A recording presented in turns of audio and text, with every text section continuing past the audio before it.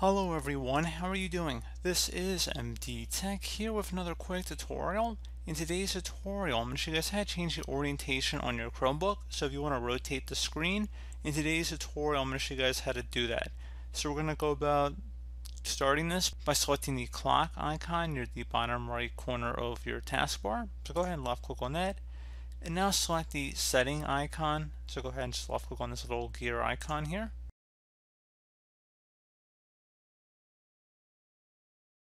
Select the device option on the left side, and then underneath device select displays.